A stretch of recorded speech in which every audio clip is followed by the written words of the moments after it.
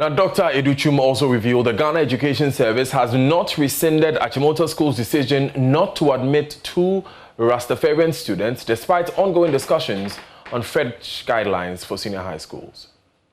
I don't think GES rescinded anything, but what I'll tell you is this. The chief director of this ministry, together with the Director General of Ghana Education Service, the parent and the headmaster or headmistress have been in meetings. They've been meeting. Thursday, there was a long meeting here.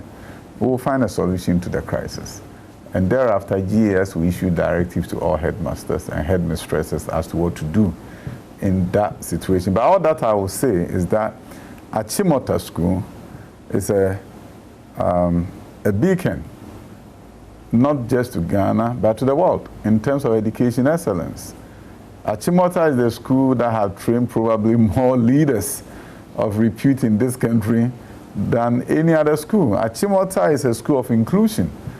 Their headmasters travel the length and breadth of Ghana to recruit students from various communities, from poor homes, villages, and made them leaders and successful people.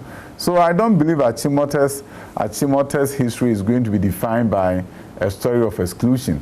Achimota is a great institution, and we will do everything to ensure that it maintains its brand as a great institution of repute. And so I approach this from that perspective. That's why I'm calling on all Ghanaians, all those who are interested in this, to calm down. It will be resolved. And it will be resolved so that teachers will go about their work and students will go about their work, and everybody, headmasters and headmistresses, will go about their work in a calm fashion. So I'm making an appeal that we shouldn't make this a national crisis. We should rather be calm, and the Ghana Education Service Director General, who I have confidence in, will resolve this matter. So was the directive rescinded? Not that I know of. I haven't seen anything in writing to that effect that they rescinded in a directive. Okay. So but I'll tell you that they are working around the clock, meeting with parents. A solution will be found. What I have said is that I'm interested in a solution that will allow everybody to be calm and do their work, and so that we can focus on big issues. The President of the Republic has a vision second to none in the world in terms of education transformation. The passion of the President, fully understanding that education is what will transform this country. Investing in free senior high school, bringing millions of children to school, making sure that we embark on infrastructure expansion, making sure that STEM is promoted. These are big issues. Making sure that we can compete just like anybody else, authorizing us to go back to PISA, to go and do PISA, Program for International Student Assessment. So we're going to be playing ball with the big boys around the world.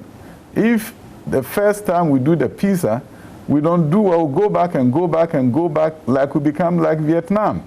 Vietnam is kicking. I won't say the word, but Vietnam is telling the world that developing countries can truly do well. And if you look at the story of Vietnam, participating in PISA, becoming one of the best countries in the world, you look at the story of Vietnam, producing 100,000 engineers a year, in fact the 10th largest producer of engineers in the world, being a developing country like ours, you look at the story of Vietnam getting investors from around the world.